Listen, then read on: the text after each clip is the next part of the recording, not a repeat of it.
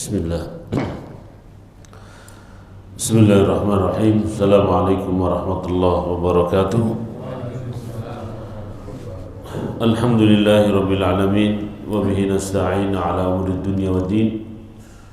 Wassalatu wassalamu atammani akmalani ala ashrafil khalqi ajma'in, nabiyina Muhammadin wa ala alihi wa sahbihi ajma'in.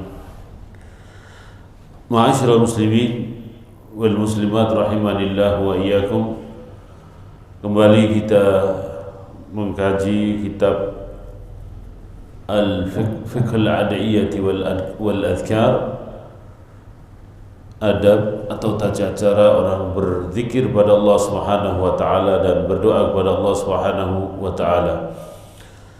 Pembahasan kita pada pagi hari ini insyaallah taala adalah min adab ad-du'a adam isti'jalil ijabah. Salah satu hal yang diperhatikan ketika orang itu berdoa adalah tidak terburu-buru mengharapkan hasil, tidak terburu-buru mengharapkan hasil. Dalilnya adalah dari Abi Hurairah radhiyallahu ta'ala anhu anna Rasulullah SAW yaqul anna Rasulullah sallallahu alaihi wasallam qala yustajabu li ahadikum ma lam ya'jal. Allah mengabulkan doa di antara kalian ma lam ya'jal, selama kalian tidak tergesa-gesa. Yaqulu da'autu wa lam yastajib li. Dia berkata, ada seorang berkata, aku berdoa tapi tidak pernah dikabulkan doanya. Wa fi lafdhin 'inda Muslim la yazalu yustajabu lil 'abdi ma lam yada' bi ithmin aw qati'ata rahmin aw ma lam yasta'jil. Qila ya Rasulullah man isti'jal? Qala yaqulu wa qad da'autu wa lam ara yastajibu li wa yatakhassaru 'inda dhalika wa yad'u du'a. Dalam riwayat yang lain, dalam riwayat Imam Muslim, senantiasa orang itu berdoa, senantiasa Allah Subhanahu wa taala akan mengabulkan doa selama orang itu tidak memutus, selama orang itu meninggalkan dosa, atau selama orang itu tidak memutus tali silaturahmi, dan juga selama orang itu tidak terburu-buru dalam berdoa mengharapkan hasilnya. Jadi selama dia meninggalkan dosa, selama dia tidak memutus tali silaturahmi, selama dia tidak tergesa-gesa dalam berdoa. Kemudian ada seorang bertanya kepada Rasulullah SAW, apa itu tergesa-gesa di dalam berdoa? Kemudian Nabi menerangkan, orang itu yaqulu qad da'autu wa qad da'autu, yakni aku berdoa dan aku berdoa, falam, dan aku tidak mendapatkan pengkabulan daripada doa tersebut. Kemudian orang ini merasa rugi dan orang itu meninggalkan doa. Sahih Muslim. Berkata Ibnu Hajar Al-Asqalani rahimahullahu ta'ala, fi hadzal hadits adabun min adabid du'a wa huwa annahu yulazimu talaba wa la yai'as minal ijabah. Jadi orang yang berdoa kepada Allah SWT itu teruslah berdoa kepada Allah Subhanahu wa taala, dia meminta kepada Allah Subhanahu wa taala, dan jangan pernah merasa putus asa terhadap hasilnya.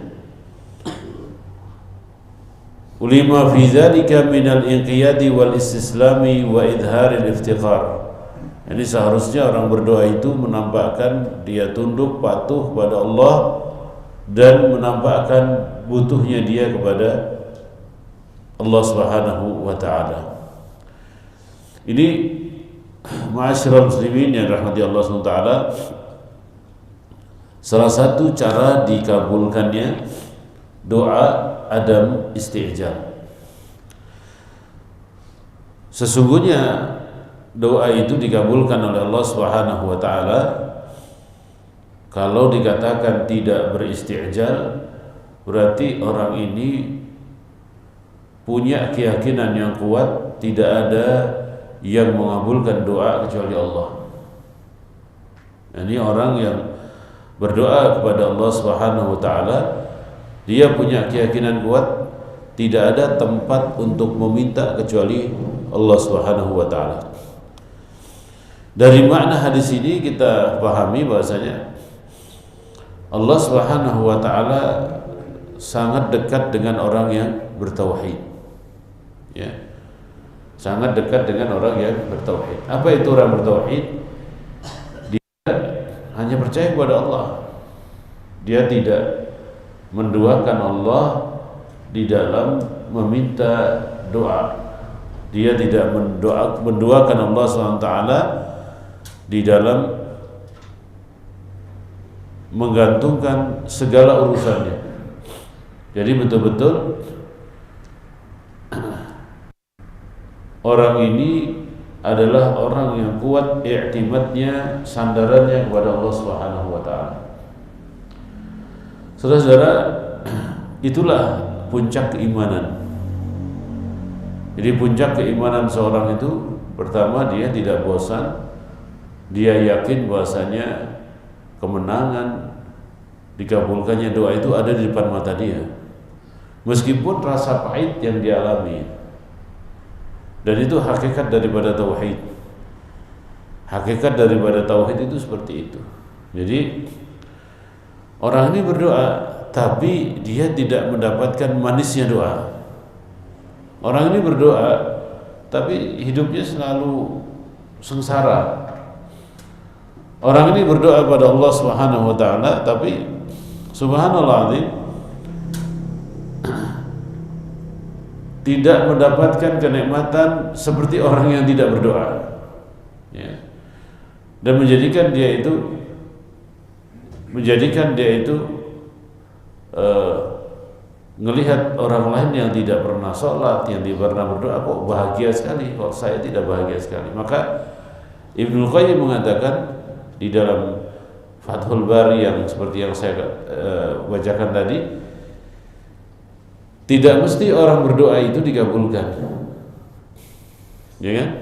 Tidak mesti orang berdoa itu dikabulkan, tapi mesti orang itu berdoa.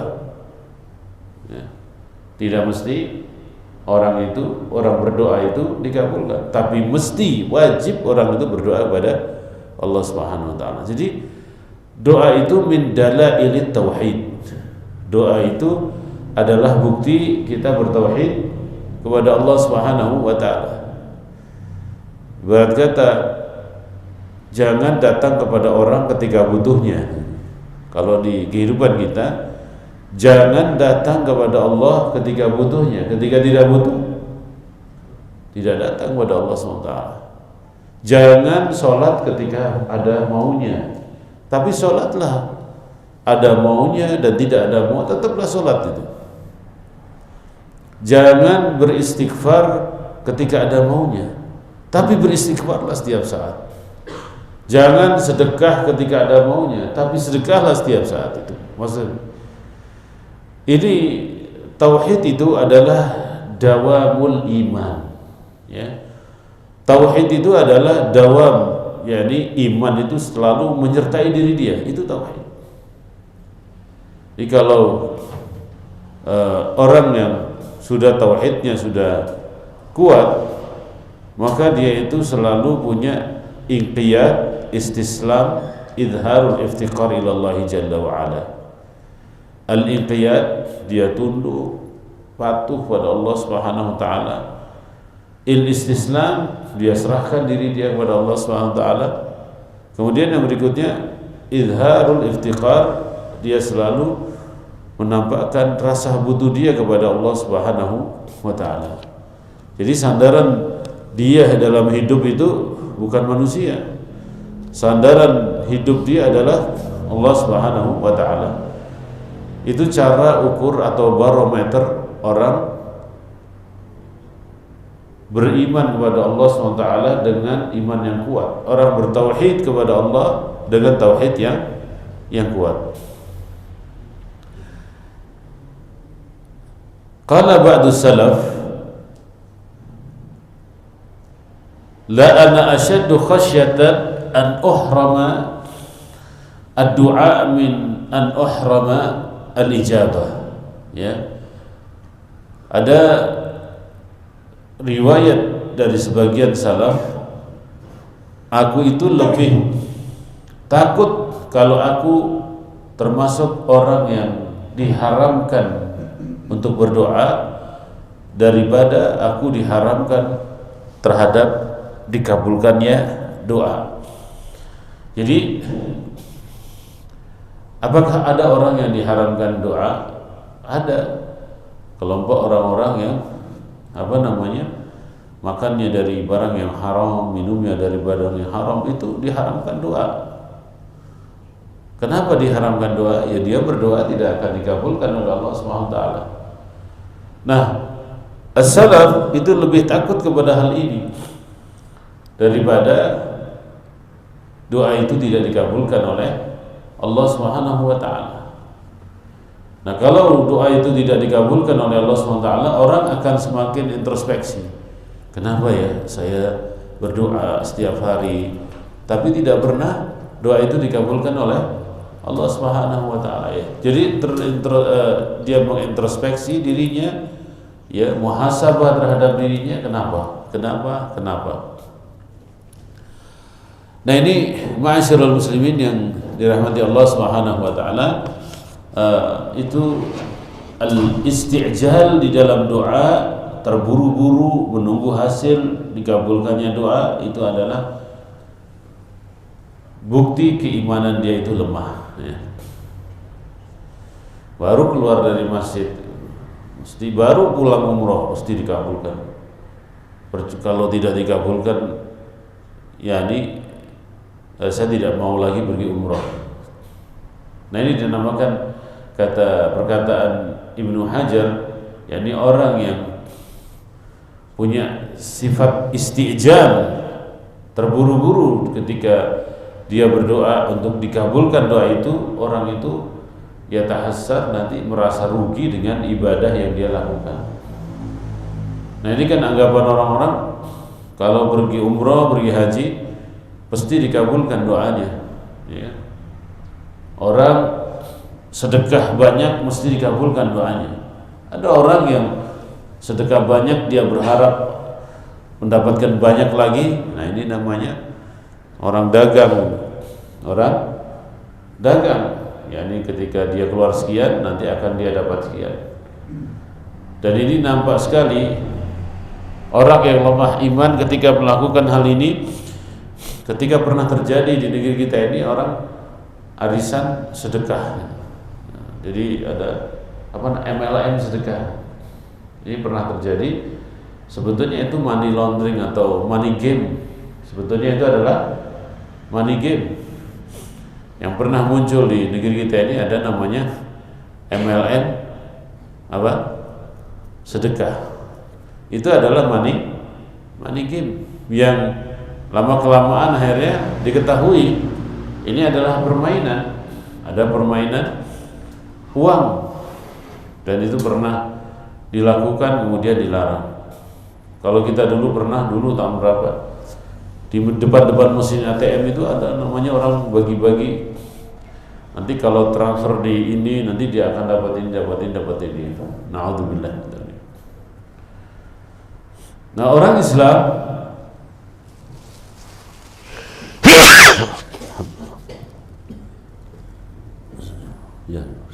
orang Islam tidak mengharapkan hal ini. Dia berdoa kepada Allah Subhanahu wa taala, kemudian dia anggap doa itu adalah kewajiban dia kepada Allah Subhanahu wa taala, menunjukkan imannya dia kepada Allah Subhanahu wa taala. Berkata Imam Ibn Rajab rahimahullah ta'ala, wa min a'zami syara'itihi, yani doa hudurul qalbi wa raja'ul ijabah min Allah ta'ala, kama kharraja at-Tirmidzi min hadithi Abu Hurairah ali Nabi SAW, ud'u Allah wa antum muqinuna bil ijabah, fa inna Allah ta'ala la yaqbalu du'aan min qalbin ghafilin lahin. Berkata Ibnu Rajab, termasuk syarat yang paling besar di dalam berdoa itu adalah hudurul qalbi. Apa itu hudurul qalbi? Hatinya itu hadir, artinya kita mengerti dan merasa butuh apa yang kita ucapkan tadi, dan yang kita doakan dalam, yang kita ucapkan dalam doa itu betul-betul dari hatinya dia. Dari hatinya dia. Jadi betul-betul ikhlas pada Allah Subhanahu wa ta'ala.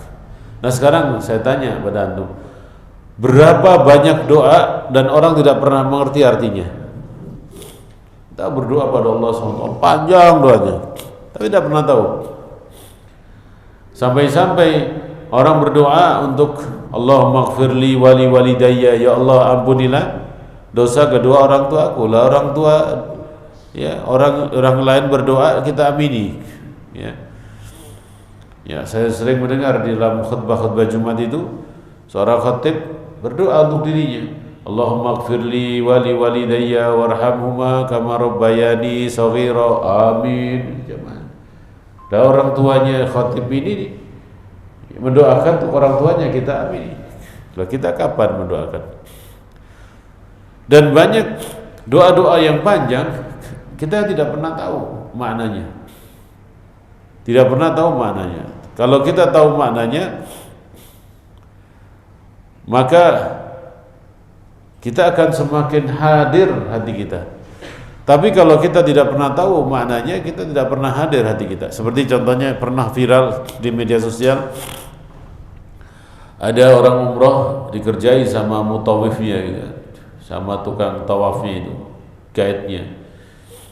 Yani didoakan baik gitu, tapi ternyata yang didoakan tidak pernah tahu apa namanya maknanya.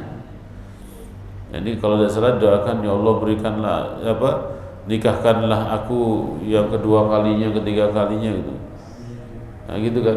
Nah itu kan bahasa Indonesia paham, jadi amin. Tetapi pada waktu itu dia di Ka'bah, dia tidak pernah tahu apa yang dikatakan oleh guide-nya ini. Amin, amin. Atau yang kalau dia tahu artinya, dia akan setelah umrah itu nyari lagi dia mungkin. Tapi karena tidak tahu, ya dianggap kebaikan dunia dan akhirat. Nah ini saudara-saudara, mengerti makna doa itu menjadikan hati kita itu hadir.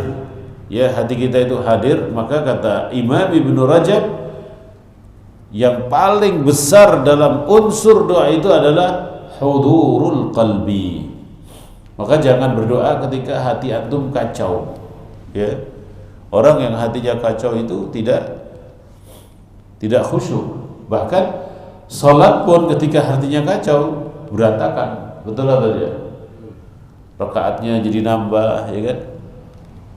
Makanya ketika orang hatinya kacau itu tenangkan dulu. Makanya Aisyah radhiyallahu taala anha melarang, ya ada dalam satu riwayat tentang Aisyah radhiyallahu taala anha, yakni dinasihati oleh Rasulullah SAW ketika orang itu mau sholat sementara dia ngantuk, tidur dulu. Karena kalau dia ngantuk, dia tidak tahu apa yang dia ucapkan.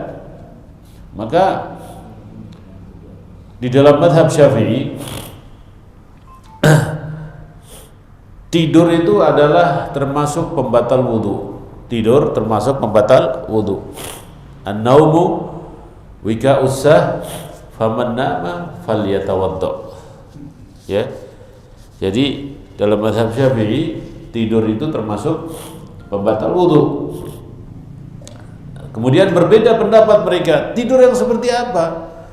Tidur yang tidak mengerti apa yang ada di sebelah kanan, sebelah kirinya.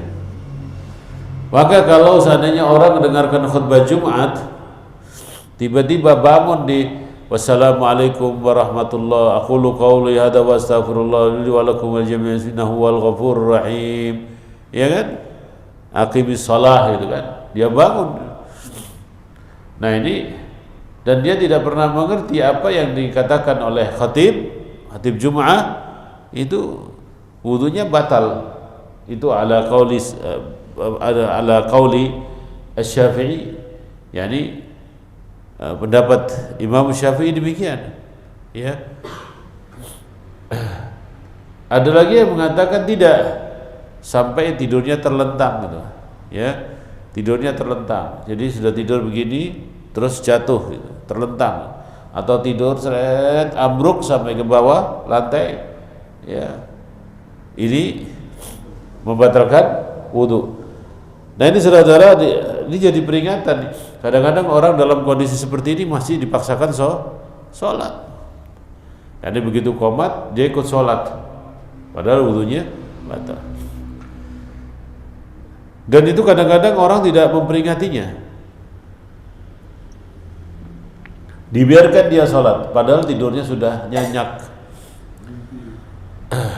tidurnya sudah masya Allah. Nah di sini disebutkan tidak bolehnya orang sholat dalam kondisi hatinya kacau dan tertidur. Itu dalilnya itu yang saya bacakan tadi dalam Sunan Tirmidzi, dihasankan oleh Imam Albani.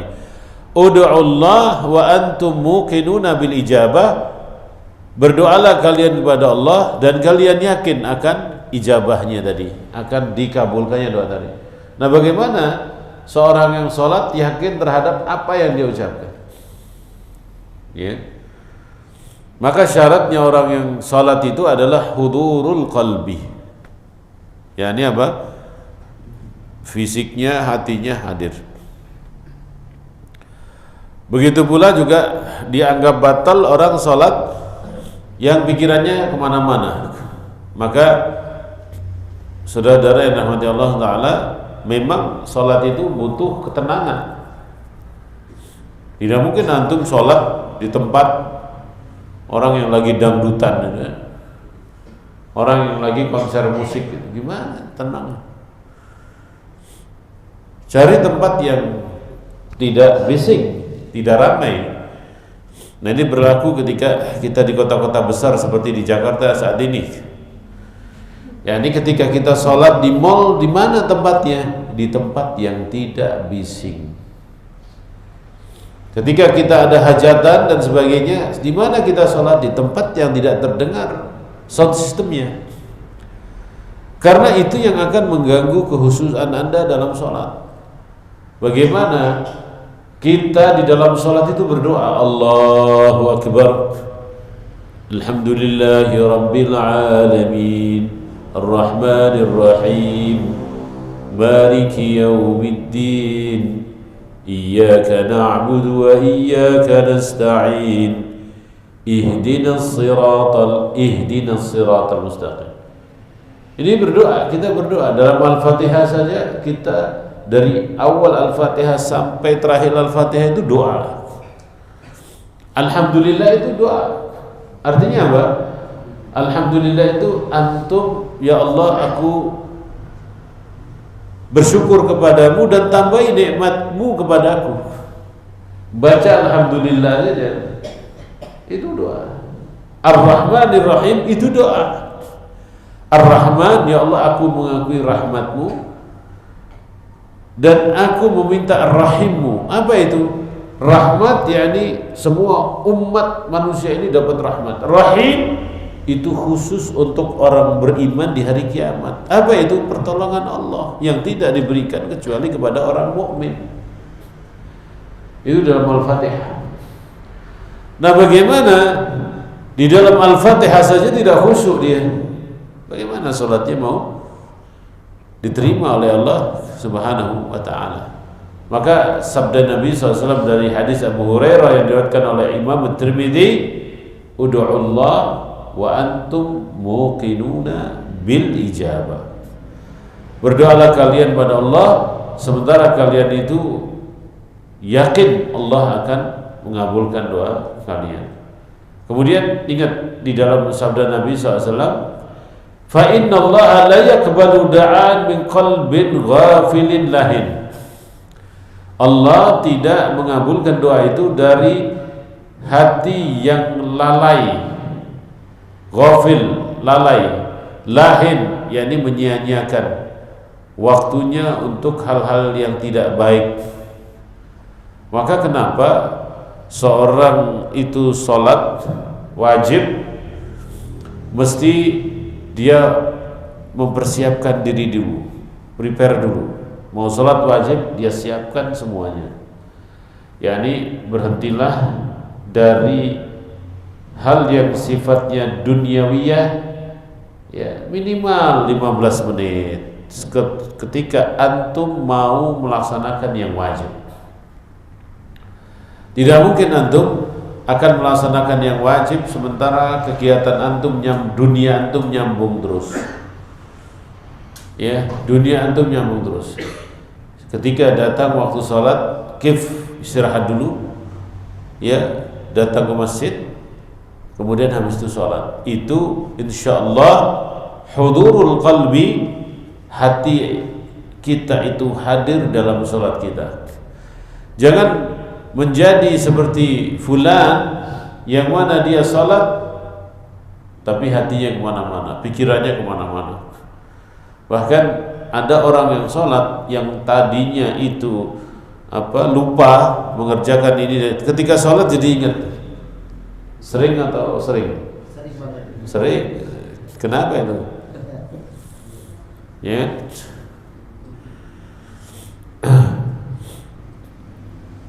Bahkan kepentingan rumah tangganya itu ingat ketika sholat.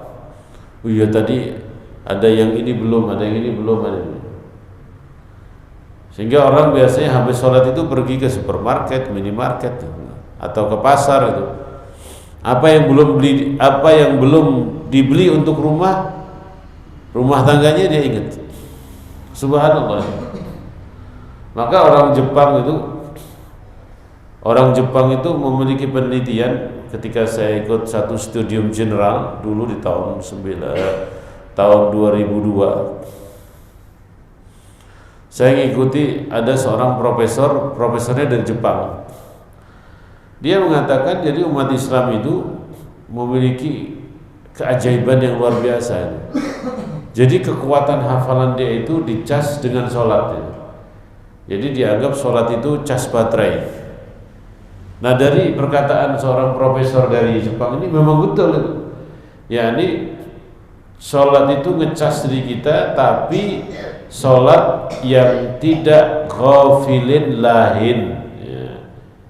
Sholat yang menghadirkan hati, bukan sholatnya orang yang ghafil yang lahin. Siapa itu orang yang ghafil yang lahin? Orang yang tidak mengerti dia itu sholat dan tidak tahu apa yang dibaca dalam sholat. Wallahu a'lam. Tadi apa sholat? Terus paham tidak bacaan imam tadi? Wallahu a'lam. Saudara-saudara, kenapa para sahabat itu sholat sampai berjam-jam kuat? Kenapa? Siapa yang tahu rahasia? Karena dia di dalam sholat itu mentadabburi Al-Quran. Maka kalau antum pengen sholatnya itu khusyuk, tadabburi itu Al-Quran. Paling tidak kalau tidak ngerti bahasa Arab, maka baca terjemahannya. Atau di program seorang imam, kalau sholat membaca surat ini, surat ini. Nah, surat itu kita pahami tafsirnya. Itu kualitas sholatnya itu berkualitas. Kenapa kita kalau sholat tidak kuat berdiri lama? Karena kita tidak istimta, tidak menikmati bacaan imam. Akhirnya kita ghafilin lahin. Yani, itu pentingnya kenapa sih kita mesti ngaji tiap hari? Tadi itu supaya kita betul-betul menghadirkan iman kita dalam semua ibadah kita. Maka saudara-saudara yang rahmati Allah SWT, orang yang ghafilin lahin itu tidak diterima doanya. Jadi dia minta kepada Allah main-main. Seperti saya pernah ketemu sama orang ketika di Padang Arafah. Waktu itu dia tidak berdoa. Sebentar saja, tidak ada 5 menit. Kemudian dia cukup, dia tutup doanya, dia tidur dia. Jadi di Arafah tidur. Ya memang sah hajinya. Ketika saya tanya, Pak, Anda berdoa tadi? Sudah Ustaz, cukup. Apa bunyi doanya? Ya Allah, kabulkanlah semua yang ada di dalam hati saya. Ya kan? Jadi apa yang ada di dalam diri dia itu dikabulkan semua. Nah, itu bagaimana itu? Itu namanya ghafilin lahin. Kenapa? Allah itu, iman itu apa yang ada dalam hati diucapkan di lisan. Begitu pula doa, apa yang ada dalam hati dan antum ucapkan di lisan antum. Antum mintakan pada Allah Subhanahu wa taala apa yang ada di dalam hati antum. Itu namanya benar. Kemudian iman itu selain yang ada dalam hati kita diucapkan oleh lisan kita dan diamalkan dengan anggota tubuh kita. Nah, itu baru iman yang sangat benar gitu kan. Jadi ketika orang berdoa pada Allah SWT, itu akan memproteksi diri dia. Ya, kalau dia imani itu doa, ucapkan itu doa dan amalkan itu doa.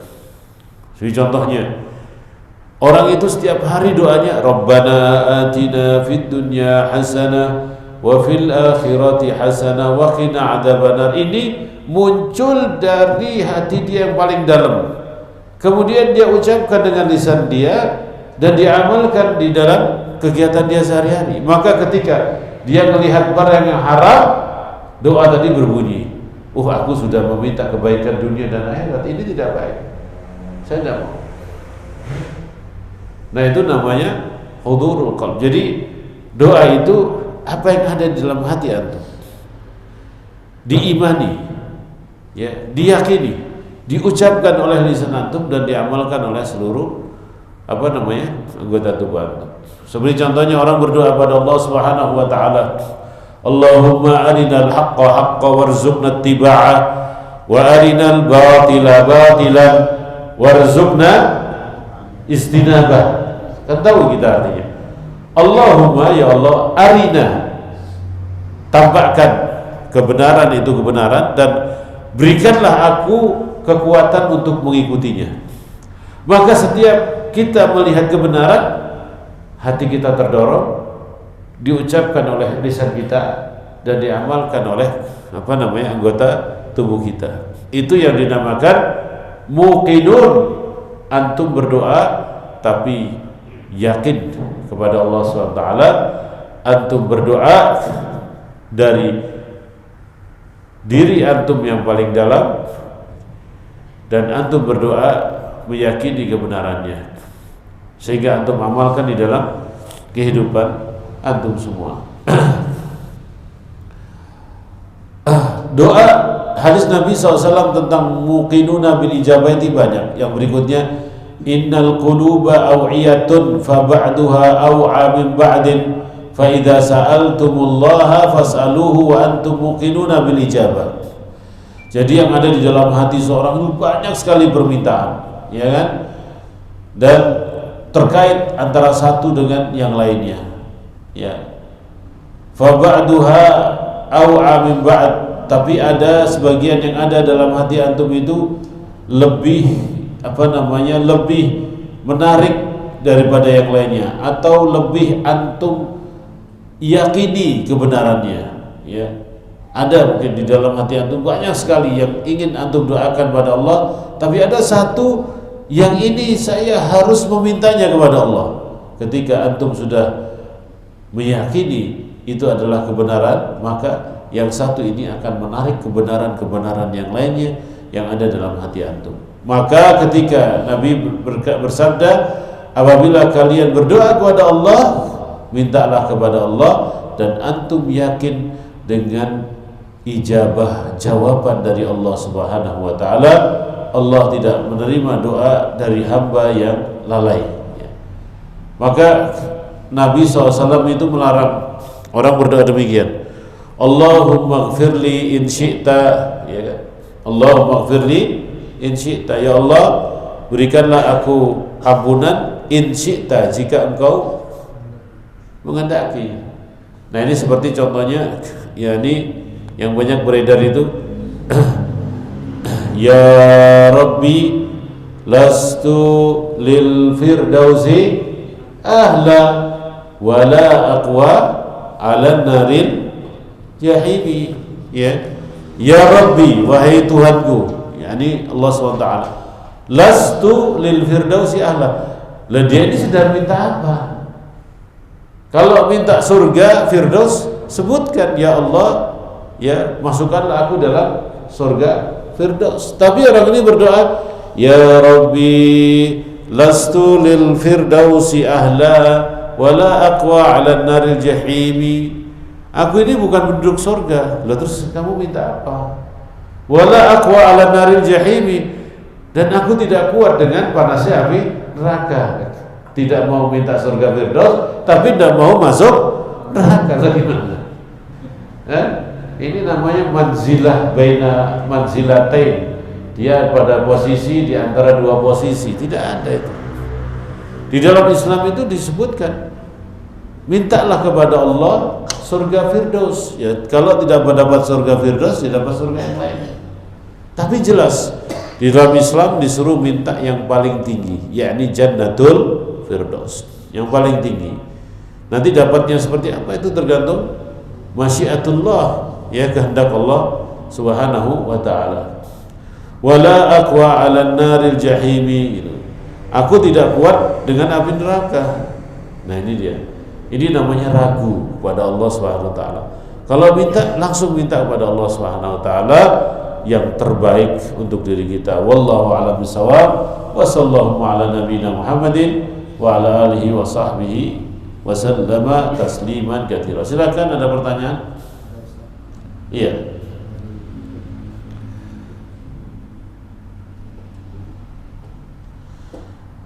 Iya, silakan.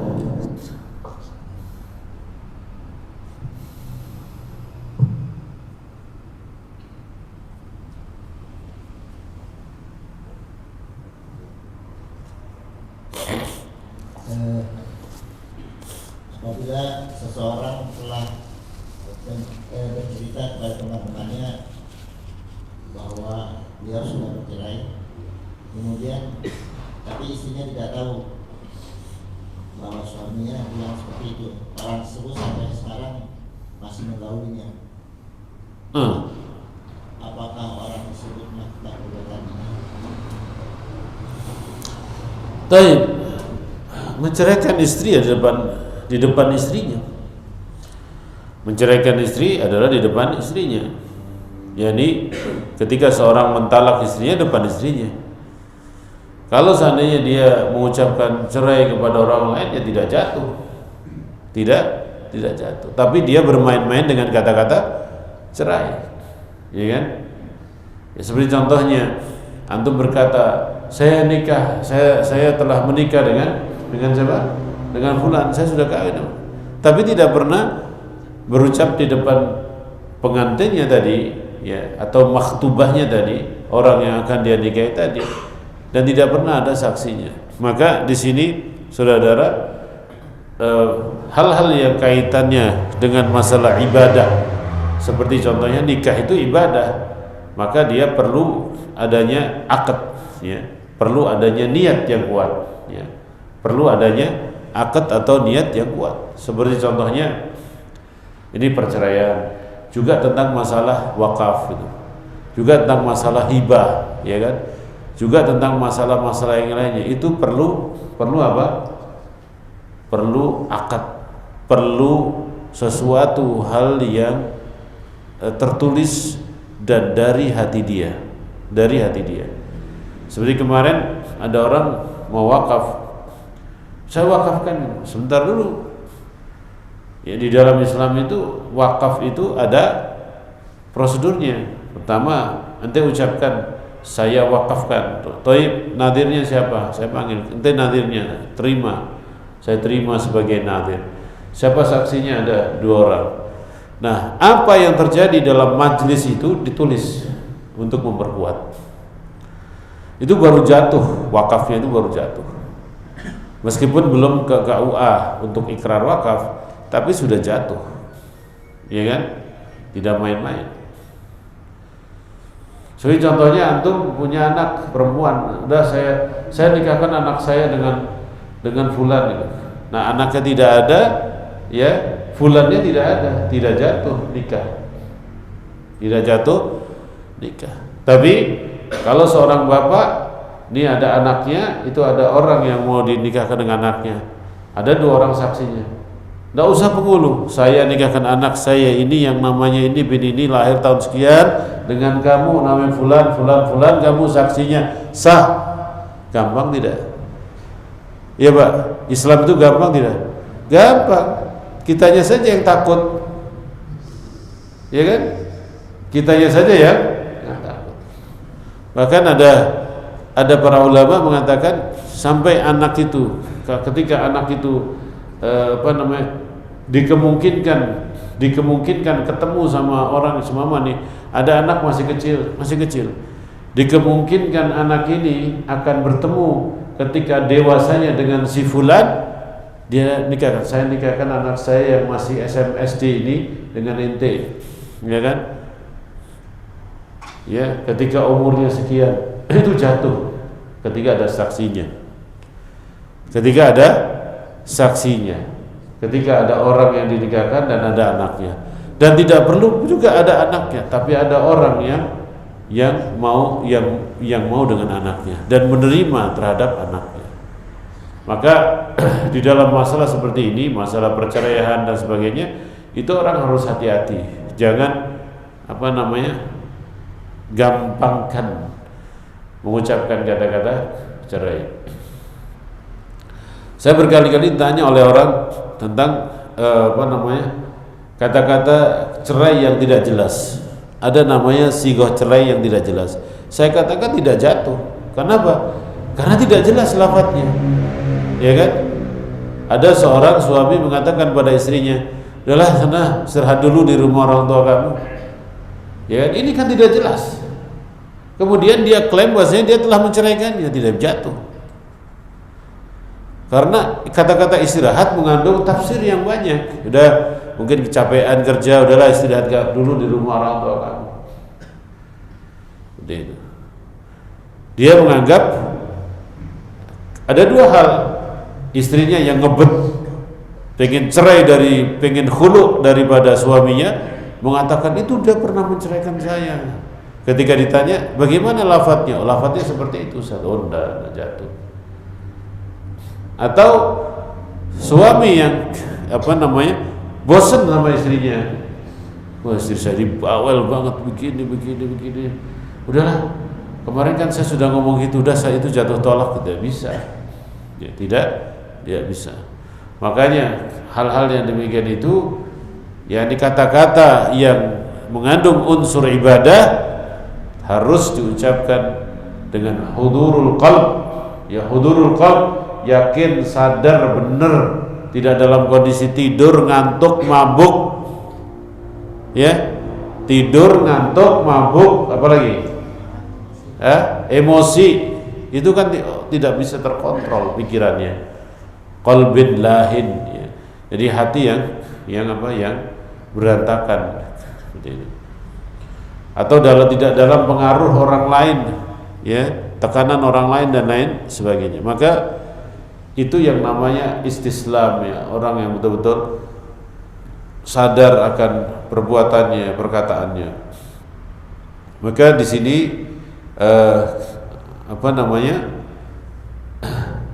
perkataan-perkataan yang mengandung unsur-unsur cerai dan lain sebagainya harus berhati-hati, jangan dibikin main-main, ya. Jangan dibikin main-main. Karena implikasi daripada sebuah kata-kata cerai itu banyak sekali, ya.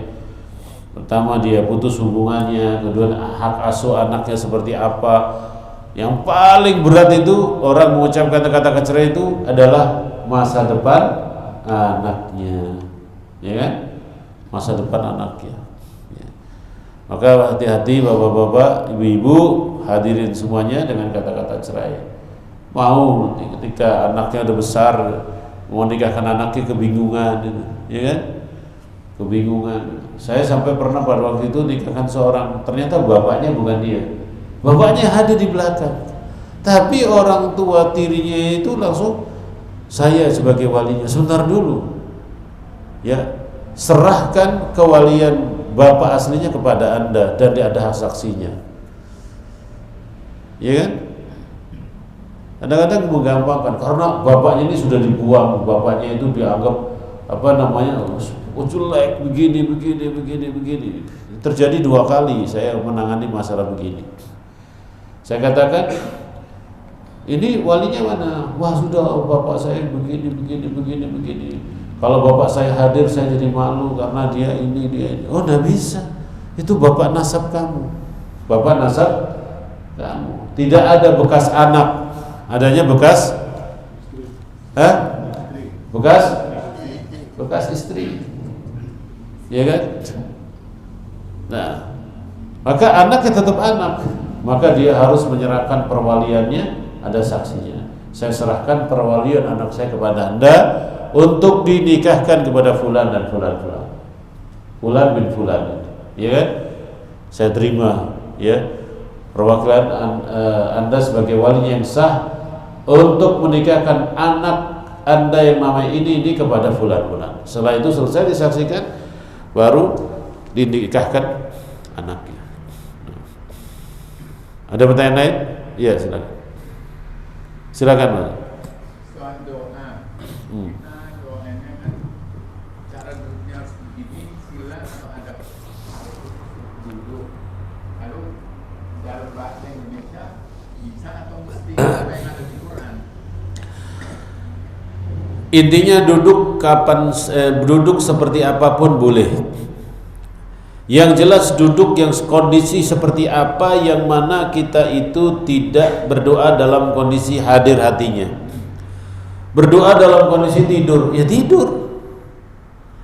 Maka ada orang katakan, kan Allah SWT tidak pernah menerangkan cara berduduk dalam doa, ya, dan lain sebagainya. Tapi tadi itu sabda Nabi SAW itu jelas, berdoalah kalian kepada Allah, ya, sementara hati kalian itu hadir, ya, hati kalian itu tidak lalai, ya, serius di dalam berdoa. Mungkin itu artinya yakin. Nah, bagaimana kondisi kita dalam berdoa supaya menghadirkan hati kita dan menghadirkan keyakinan kita? Maka duduknya pun juga harus yakin, ya, tidak sembarang duduk, ya. Berzikir bisa kita zikir sambil duduk, sambil berbaring bisa. Tapi kalau orang duduk zikirnya berbaring, tidur nantinya. Betul atau tidak? Betul. Dia coba zikirnya berbaring, lama-kelamaan tidur dia. Maka zikir itu kita bermunajat kepada Allah, maka kondisikan tubuh kita, badan kita, kondisi badan kita juga dalam kondisi yang siap, ya. Jangan berzikir tidak siap. Dan tempatnya pun juga tempat yang baik. Jangan berzikir pada Allah tapi tempatnya ada najisnya, ya kan? Tempatnya tidak layak, ya. Seperti contohnya, boleh tidak di kamar mandi zikir? Ya tidak boleh lah. Tidak boleh di kamar mandi zikir. Kenapa tidak boleh? Lah tempatnya najis. Ya kan? Kan tidak ada larangan. Ya memang tidak ada larangan, tapi adab kita dalam berzikir dan berdoa itu juga diterangkan dalam agama Islam. Baik, silakan terakhir. Izin bertanya, Ustaz, berdoa saat sujud terakhir apakah harus diucapkan atau cukup dalam hati? Salat wajib apa salat sendiri apa salat berjamaah? Baik, kalau antum salat berjamaah maka ngikutin imam. Tapi kalau salat sendiri silahkan. Ya, silahkan. Yani ketika orang berdoa di dalam sholat atau membaca doa apa saja dalam sholat, usahakan doa itu yang mendengar diri kita sendiri. diucapkan, tapi yang mendengar diri kita sendiri. Jangan sampai mengganggu orang lain, ya, dengan suara yang lirih, tadarruan wa khufyatan. Begitu pula bacaan orang sholat juga dilirihkan, ya, dilirihkan, ya, seringan mungkin, karena itu membantu hati untuk khusyuk kepada Allah Subhanahu wa taala, daripada orang yang sholat tapi tidak membunyikan bacaan sholatnya. Orang yang sholat tidak membunyikan bacaan sholatnya dan tidak menggerak-gerakkan mulutnya, itu rentan sholatnya dia itu yakni lahin, ya, lahin, apa lahin, ya, lupa dia sedang sholat, maka dia pikirnya kemana-mana. Na'udzubillah min dzalik. Sholatnya tidak bisa mencegah perbuatan kejinya dan perbuatan mungkarnya. Maka sabda Nabi SAW, innallaha la yaktubu amal abdin hatta yaf'ala wa yatakallama. Ya, Allah tidak mencatat amalan seorang hamba sampai dia lakukan atau dia katakan. Ya, lakukan dan katakan. Saya niat sholat tapi tidak pernah pergi sholat, ya tidak dicatat amalannya sebagai amalan orang yang sholat. Wallahu a'lam bishawab. Wa sallallahu ala nabiyyina Muhammadin wa ala alihi wa sahbihi wa sallama tasliman katsira. Marilah kita mohon pada Allah Subhanahu wa taala agar Allah Subhanahu wa taala memberikan kekuatan iman dan Islam, kekuatan kita untuk menuntut ilmu di jalan Allah Subhanahu wa taala, istiqamah kita dalam perbuatan kita sampai akhir hayat kita. Subhanakallahumma bihamdika asyhadu an la ilaha illa anta astaghfiruka wa atubu ilaik. Wassalamualaikum warahmatullahi wabarakatuh.